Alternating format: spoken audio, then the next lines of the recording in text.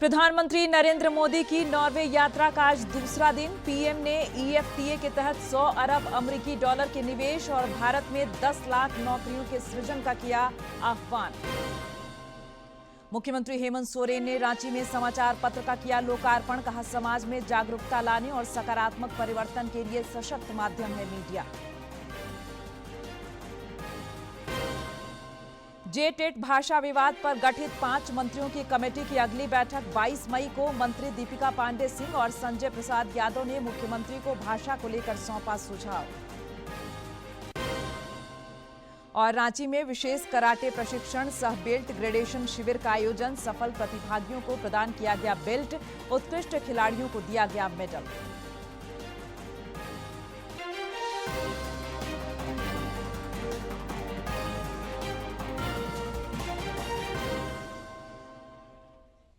नमस्कार, खबरें झारखंड में आपका स्वागत है। मैं हूं प्रियंका और अब समाचार विस्तार से।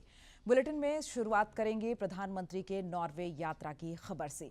प्रधानमंत्री नरेंद्र मोदी ने कहा है कि भारत और नॉर्वे को व्यापार और आर्थिक साझेदारी समझौते के अंतर्गत 100 अरब डॉलर के निवेश लक्ष्य को प्राप्त करने और भारत में 10 लाख रोजगार सृजित करने के लिए प्रयास करने चाहिए।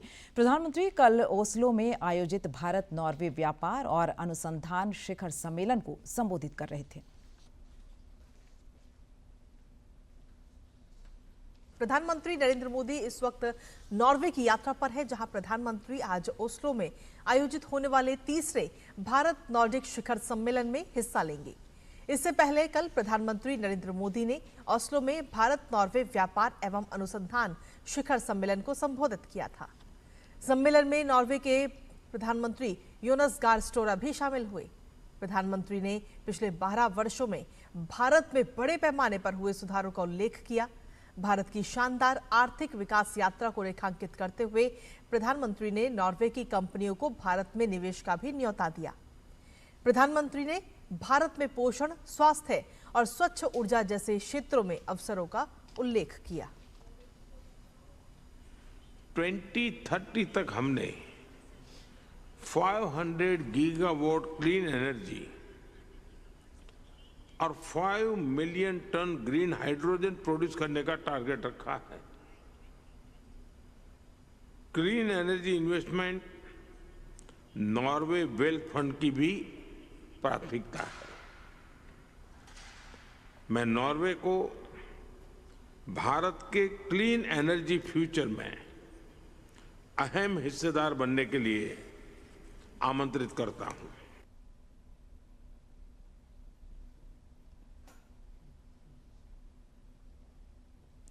प्रधानमंत्री ने कहा कि आज ईंधन और उर्वरक सुरक्षा वैश्विक चुनौती बन गई है, तो ऐसे समय में भारत और नॉर्वे मिलकर इसका समाधान कर रहे हैं। प्रधानमंत्री ने नॉर्वे की कंपनियों को भारत में निवेश के लिए आमंत्रित किया। भारत एमआरओ, ग्रीन शिपिंग और मैरीटाइम सर्विसेज सभी में एक ग्लोबल हब बन रहा है। आज नॉर्वे के करीब 10% शिप इंडिया में बनते हैं।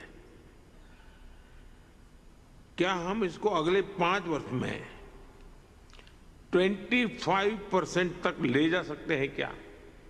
और मैं मानता हूं मुश्किल काम नहीं है। अब गति पकड़ ली है हमने। थोड़ा बड़े टारगेट के साथ बड़े कदम की जरूरत है।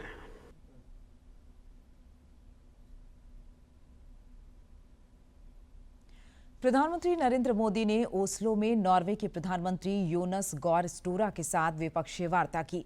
दोनों नेताओं ने भारत नॉर्वे संबंधों के विभिन्न आयामों की समीक्षा की। दोनों नेताओं ने आर्थिक और व्यावसायिक साझेदारी की व्यापक संभावनाओं पर जोर दिया।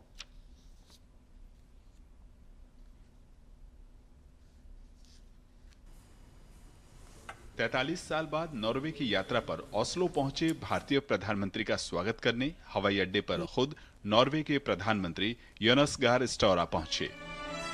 दोनों नेताओं ने बाद में एक द्विपक्षीय मुलाकात की। वहीं प्रतिनिधिमंडल स्तर की वार्ता के बाद भारत नॉर्वे के बीच रणनीतिक स्तर की ग्रीन साझेदारी को लेकर एक अहम समझौता हुआ। हम भारत नॉर्वे संबंधों को एक ग्रीन स्ट्रेटेजिक पार्टनरशिप का स्वरूप दे रहे हैं।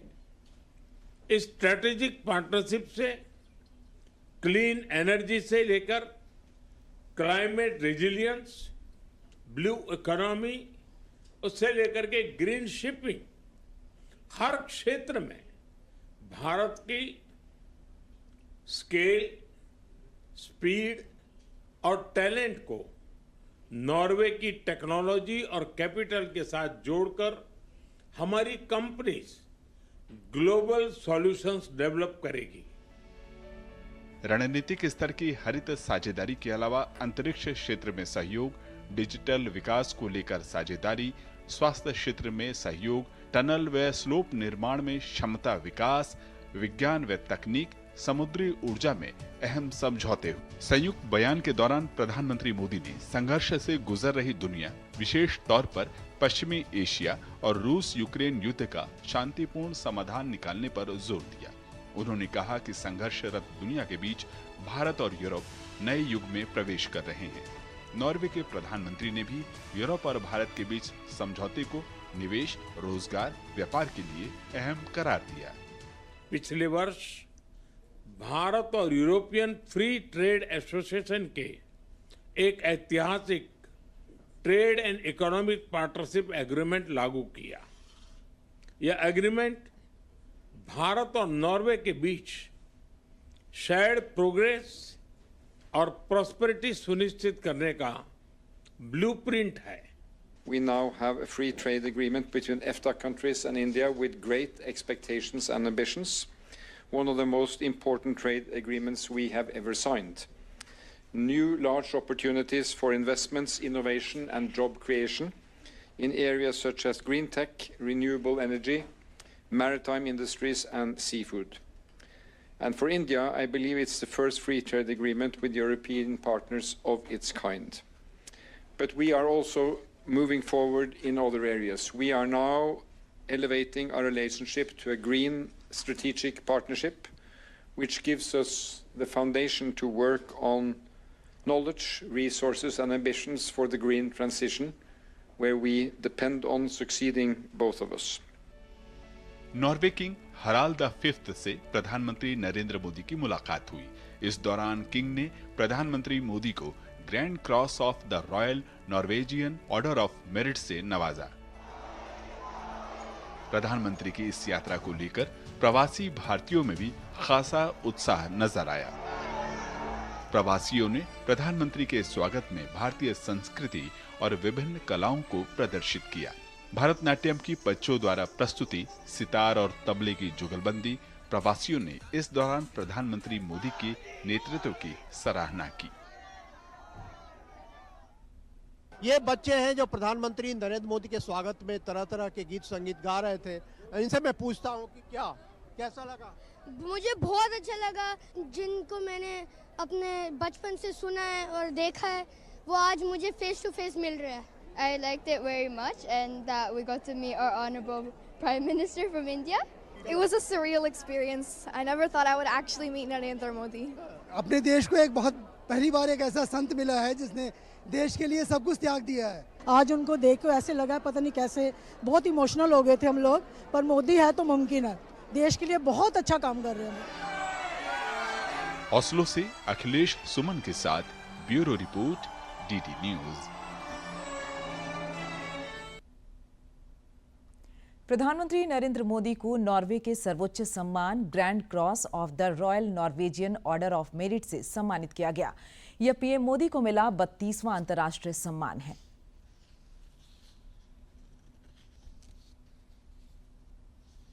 नरेंद्र मोदी को नॉर्वे के राजा ने देश के सर्वोच्च नागरिक सम्मान grand cross of the royal Norwegian order of merit से सम्मानित किया।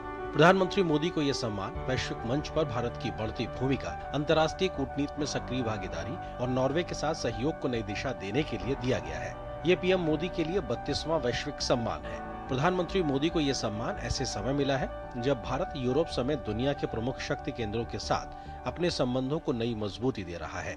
इससे पहले पीएम मोदी को स्वीडन में royal order of the polar star से सम्मानित किया गया। भारत स्वीडन संबंधों को मजबूत करने में असाधारण योगदान और दूरदर्शी नेतृत्व के लिए प्रधानमंत्री को ये अवार्ड दिया गया।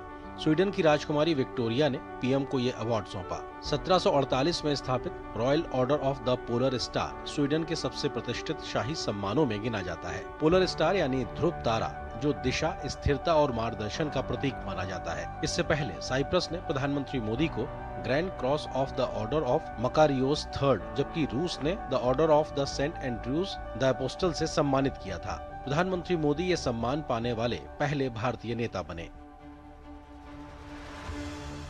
पश्चिम एशिया के जटिल भू राजनीतिक समीकरणों के बीच भारत ने संतुलित और भरोसेमंद साझेदारी की अपनी पहचान मजबूत की है। प्रधानमंत्री मोदी दुनिया के उन चुनिंदा नेताओं में शामिल हैं जिन्हें इजराइल और फलस्तीन दोनों ने अपने सर्वोच्च सम्मानों से नवाजा है। इजराइल ने उन्हें speaker of the Knesset medal प्रदान किया, जबकि फिलिस्तीन ने grand collar of the state of फिलिस्तीन से सम्मानित किया। पश्चिम एशिया में अन्य देशों मसलन ओमान ने ऑर्डर ऑफ ओमान, कुवैत ने द ऑर्डर ऑफ मुबारक अल कबीर और संयुक्त अरब अमीरात ने ऑर्डर ऑफ जायद से प्रधानमंत्री मोदी को सम्मानित किया है। ग्लोबल साउथ और अफ्रीकी देशों के साथ भारत की साझेदारी भी लगातार मजबूत हुई है। इथियोपिया ने प्रधानमंत्री मोदी को the great honour Nishan of Ethiopia, Ghana ने officer of the order of the star of Ghana, Nigeria ने grand commander of the order of Niger और नामीबिया ने अपने सर्वोच्च नागरिक सम्मान से सम्मानित किया। इन सम्मानों को भारत की उस भूमिका से जोड़कर देखा गया जहां भारत विकासशील देशों की आवाज को वैश्विक मंच पर मजबूती से उठाता रहा है। हिंद महासागर क्षेत्र और कैरेबियाई देशों ने भी प्रधानमंत्री मोदी को अपने सर्वोच्च सम्मानों से नवाजा है। श्रीलंका ने श्रीलंका मित्र विभूषण, मॉरिशस ने grand commander of the order of the star and key of the Indian Ocean, Trinidad and Tobago ने order of the republic of Trinidad and Tobago, जबकि गुआना, डोमिनिका और बारबाडोस ने भी प्रधानमंत्री मोदी को अपने सर्वोच्च राष्ट्रीय पुरस्कार प्रदान किए हैं। कोविड महामारी से लेकर विकास साझेदारी तक भारत की भूमिका को इन देशों ने खुलकर सराहा है। प्रधानमंत्री मोदी को दुनिया के अलग अलग देशों से मिल रहे ये सम्मान केवल एक नेता का सम्मान नहीं, बल्कि बदलते भारत की वैश्विक भूमिका की स्वीकारता है। संवाद, विकास, विश्वास और साझेदारी, यही वो चार स्तंभ हैं जिन पर भारत आज अपनी नई वैश्विक पहचान गढ़ रहा है। और शायद यही वजह है कि दुनिया भारत को अब केवल एक बड़े देश के रूप में नहीं, बल्कि समाधान और नेतृत्व देने वाले शक्ति के रूप में देख रही है। Bureau report, TD news. मुख्यमंत्री हेमंत सोरेन ने कहा है कि समाचार पत्र समाज में जागरूकता फैलाने, संवाद स्थापित करने और सकारात्मक परिवर्तन लाने का सशक्त माध्यम है। उन्होंने कहा कि लोकतंत्र के सुदृढ़ीकरण में पत्रकारिता की भूमिका अत्यंत महत्वपूर्ण है। रांची में एक अखबार के लोकार्पण समारोह को संबोधित करते हुए उन्होंने कहा कि वर्तमान समय में मीडिया की जिम्मेदारी और बढ़ गई है। ऐसे में आवश्यक है कि पत्रकारिता मूल्यों, नैतिकता एवं सत्यनिष्ठा के साथ किया जाए ताकि समाज को सही दिशा मिल सके।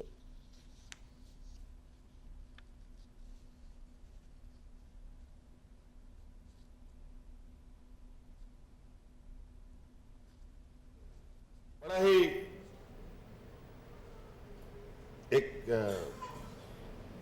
जुड़ाव जो पत्रकारिता के साथ, जो अखबार के साथ होता है, बहुत ही इमोशनल भी होता है, बहुत बदलाव का एक जरिया भी होता है, एक क्रांति का भी एक बहुत बड़ा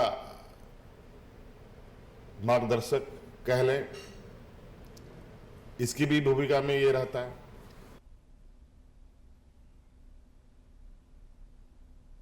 गोड्डा सांसद निशिकांत दुबे ने हेमंत सरकार पर बड़ा हमला बोला है। उन्होंने कहा कि पिछले 6 वर्षों में गोड्डा संसदीय क्षेत्र से जुड़ी कई विकास परियोजनाएं फाइलों में दबी हुई हैं। श्री दुबे ने कहा कि कई राष्ट्रीय स्तर की संस्थाओं का निर्माण गोड्डा संसदीय क्षेत्र में होना है, लेकिन राज्य सरकार जमीन उपलब्ध नहीं करा रही है। हाँ, इतने श्रद्धालु आते हैं। जसीडी की सेकेंड एंट्री के लिए 2017-18 में भारत सरकार ने 70 करोड़ रुपए दी। 8 एकड़ जमीन हमको एक्वायर करना है, जिससे कि हम जसीडीह की सेकेंड एंट्री ले पाए। प्रत्येक साल 3 से 4 करोड़ लोग जसीडीह रेलवे स्टेशन पर आते हैं। 1 एकड़ जमीन के लिए 60 करोड़ रुपया झारखंड सरकार मांग रही है। अब आप समझिए कि इससे भी ज्यादा योजनाओं को कैसे रोका जाए, अटकाया जाए, खटकाया जाए, इससे भी बड़ा कोई उदाहरण हो सकता है। और अब बात जेटेट भाषा विवाद की। झारखंड शिक्षक पात्रता परीक्षा जेटेट की नई भाषा नियमावली को लेकर उत्पन्न विवाद को सुलझाने के लिए बनी 5 मंत्रियों की विशेष कमेटी की कल पहली बैठक हुई। वित्त मंत्री राधाकृष्ण किशोर की अध्यक्षता में हुई बैठक में शिक्षा विभाग के अधिकारियों से कई बिंदुओं पर सवाल पूछे गए, लेकिन उसका ठोस जवाब नहीं मिला। बैठक में यह तथ्य सामने आया कि 2011 की जनगणना के अनुसार जब झारखंड में भोजपुरी और मगही बोलने वालों की संख्या ओडिया और बांग्ला बोलने वालों से 4 गुना अधिक है, तो फिर इन भाषाओं को जेटेट परीक्षा से क्यों बाहर किया गया। कमेटी ने अधिकारियों से पूछा है कि 2012 तक भोजपुरी, मगही और अंगिका भाषाओं को परीक्षा में शामिल करने का आधार क्या था और 2025 की नई नियमावली में इन्हें किस आधार पर हटाया गया। अब मामले पर कमेटी की अगली बैठक 22 मई को होगी। इस बीच कमेटी में शामिल मंत्री दीपिका पांडे सिंह और संजय प्रसाद यादव ने मुख्यमंत्री हेमंत सोरेन से मुलाकात कर जनजातीय और क्षेत्रीय भाषाओं पर अपना लिखित सुझाव सौंपा। सुझाव में यह कहा गया है कि वर्ष 2008, 2012 और 2016 में आयोजित शिक्षक पात्रता परीक्षा में अंगिका, भोजपुरी और मगही क्षेत्रीय भाषाओं की सूची में शामिल था। इससे संबंधित दस्तावेज भी मंत्रियों ने मुख्यमंत्री को सौंपा। इस सुझाव पत्र में मंत्रियों ने जनजातीय भाषा असुर, बिरहोर और मालतो को जगह नहीं मिलने पर भी चिंता जताई। नेता प्रतिपक्ष बाबूलाल मरांडी ने मुख्यमंत्री हेमंत सोरेन के क्षेत्र में सड़क और पुल निर्माण कार्यों की गुणवत्ता पर सवाल उठाते हुए भ्रष्टाचार और कमीशनखोरी का आरोप लगाया है। उन्होंने कहा कि निर्माण कार्य पूरा होने से पहले ही सड़क धंसने और पत्थरों के टूटने की घटनाएं विकास कार्यों की जमीनी सच्चाई को उजागर करती हैं। उन्होंने साहिबगंज उपायुक्त से मामले की उच्च स्तरीय और निष्पक्ष जांच कर दोषियों पर कड़ी कार्रवाई सुनिश्चित करने की मांग की है। सरायकेला खरसावां के आदित्यपुर में स्थानीय विधायक और राज्य के पूर्व मुख्यमंत्री चंपाई सोरेन के हस्तक्षेप के बाद प्रशासन द्वारा चलाए जाने वाले अतिक्रमण हटाओ अभियान के ब्लूप्रिंट में बड़ा बदलाव किया गया है। पूर्व मुख्यमंत्री ने नगर निगम और आवास बोर्ड के आला अधिकारियों के साथ एक आपात बैठक की, जिसके बाद आम सहमति से आदित्यपुर थाना रोड और जियाडा भवन के पीछे फिलहाल होने वाली कार्रवाई पर रोक लगा दी गई है। हालांकि टाटा कांड्रा मुख्य मार्ग को सुचारू बनाने के लिए सर्विस लेन से अतिक्रमण हटाने की प्रक्रिया जारी रहेगी। अतिक्रमण बड़ा जोर से आज नोटिस भी था, आज से हटने का था, हमने रुकवा दिया। आप लोग इतना किसी का बात पर आप लोग ऐसा कदम मत उठाइए। ये आदित्यपुर में हर तरह का आदमी करे, बाद में लोग घर बना के छोटा छोटा दुकान करके अपना परिवार का जिंदगी बिता रहा। हाँ, इसमें मेन रोड में जो सर्विस रोड है उसमें जो अतिक्रमण है उसमें आप लोग कर लीजिए, इसमें हम लोग का आपत्ति नहीं है।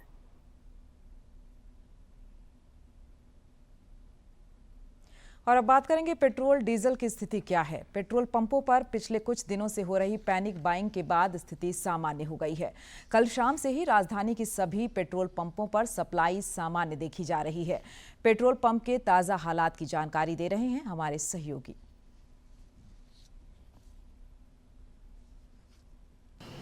पैनिक बाइंग के कारण, यानी कि अफवाहों के कारण राज्य में पहले कुछ दिनों से आप देख रहे होंगे कि पेट्रोल पंपों पर लोगों की लंबी कतारें लगी हुई थी, लेकिन अभी स्थिति पूरी तरह से सामान्य बन गई है।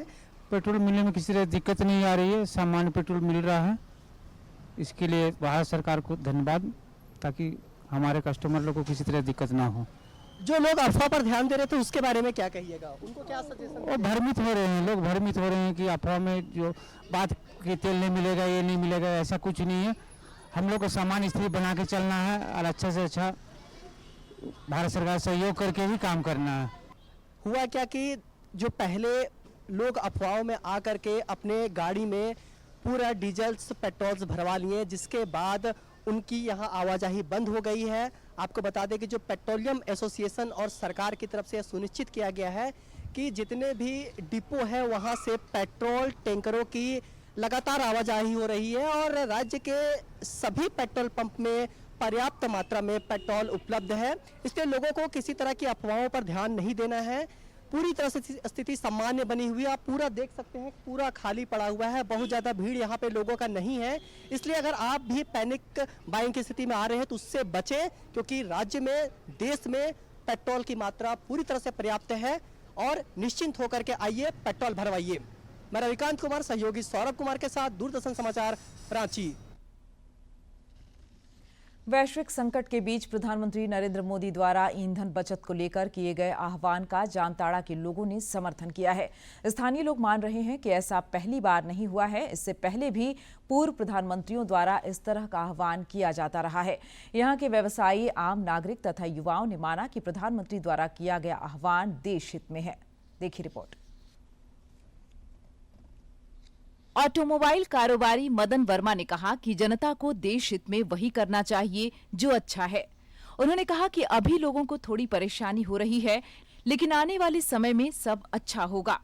प्रधानमंत्री का ये निर्णय बहुत सराहनीय है, बहुत अच्छा है। थोड़ा सा तकलीफ होता है आदमी का, इससे कोई गुरेज नहीं होना चाहिए।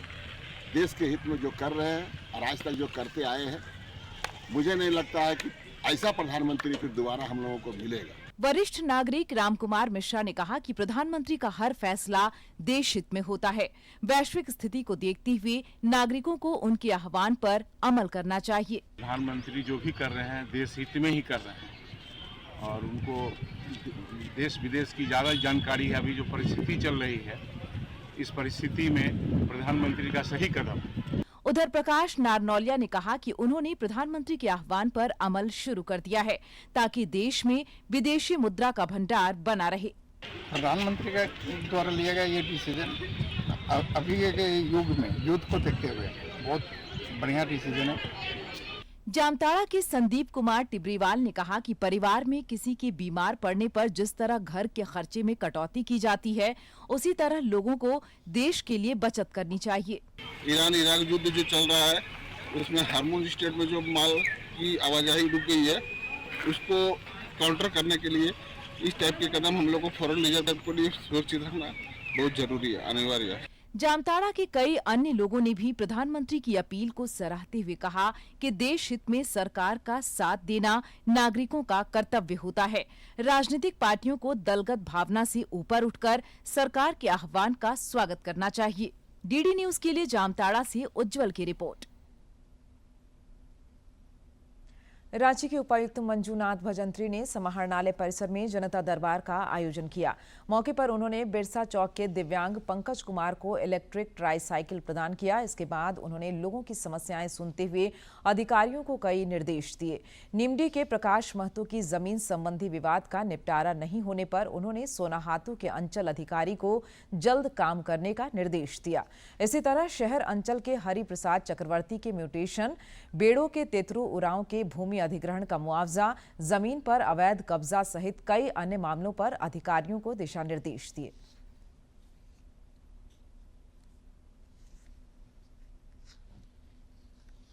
मामले आए थे, उसमें कुछ मामले सरकारी जमीन के अतिक्रमण के संबंध में थे। जैसे सिली अंचल में एक देवस्थल है और उसके कुछ लोग जो है उसको अतिक्रमण किया है, गैर मजरूह आम है। अंचल अधिकारी को हम लोगों ने निर्देश दिए कि वो वहाँ नोटिस देकर उसको जेपीएलए के अंतर्गत कार्रवाई करने का। और कुछ शहरी इलाके में सक्सेशन म्यूटेशंस भी जो है निष्पादन में कभी काफ़ी स्लो है, ये भी शिकायतें आई हैं। तो अभी चार भूमि पोर्टल का भी कुछ कार्य बीच में चल रही थी, जिसकी वजह से उस गति में कम हुई थी। लेकिन अभी पोर्टल जब शुरू हो गई तो उसमें भी जल्दी से कार्य होगा। और अब कुछ खबर राज्य के विभिन्न जिलों से फटाफट अंदाज में।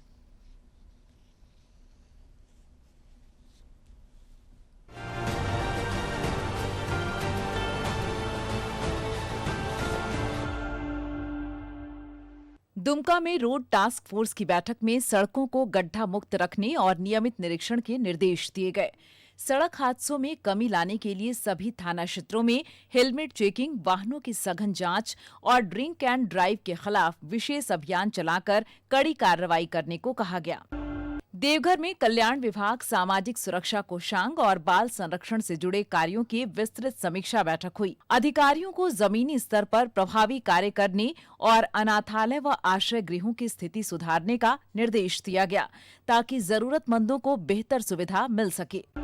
लोहरदगा में स्वास्थ्य विभाग की समीक्षा बैठक में मातृ शिशु स्वास्थ्य, टीकाकरण, एनीमिया नियंत्रण, टीबी, कुष्ठ उन्मूलन, आयुष्मान और डिजिटल हेल्थ योजनाओं की प्रगति की समीक्षा की गई। अधिकारियों को सेवाएं सुदृढ़ करने, रिक्त पद भरने और सभी लक्ष्यों को 100% पूरा करने के निर्देश दिए गए।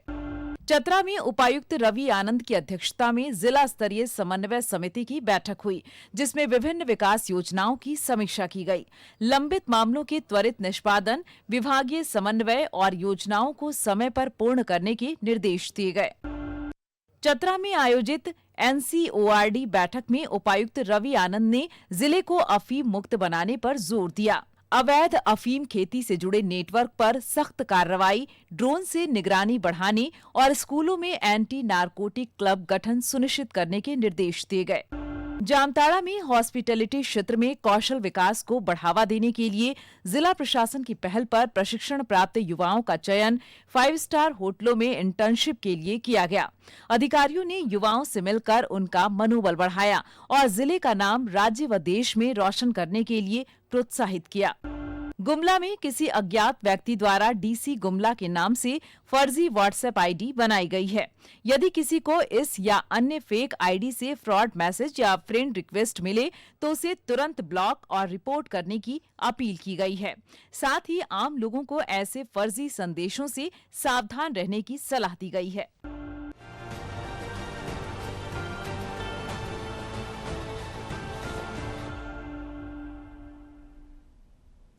आगे बढ़ेंगे। प्रधानमंत्री नरेंद्र मोदी इस महीने की 31 तारीख को आकाशवाणी से मन की बात कार्यक्रम में अपने विचार साझा करेंगे।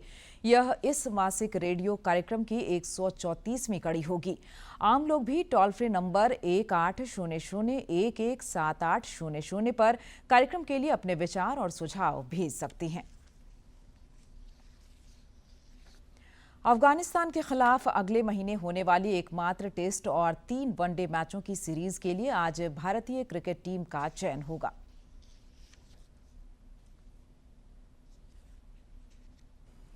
अफगानिस्तान के खिलाफ अगले महीने होने वाली एकमात्र टेस्ट और 3 वनडे मैचों की सीरीज के लिए आज भारतीय टीम का चयन होगा। जब राष्ट्रीय चयनकर्ता भारतीय टीम का चयन करेंगे तब तेज गेंदबाज जसप्रीत बुमराह के कार्यभार प्रबंधन और रोहित शर्मा की मैच फिटनेस पर विशेष चर्चा हो सकती है।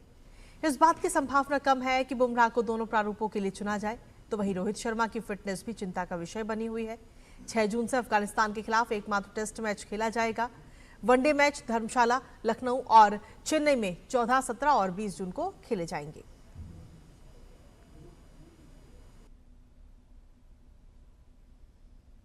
राजधानी रांची के थड़पकना स्थित यूनियन क्लब कराटे सेंटर में Shotokan karate do federation of India की ओर से कल 1 दिवसीय विशेष कराटे प्रशिक्षण सह बेल्ट ग्रेडेशन शिविर का आयोजन किया गया।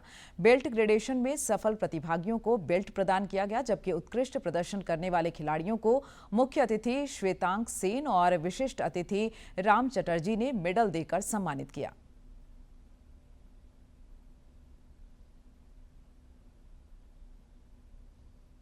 और अब अंत में मुख्य समाचार एक बार फिर।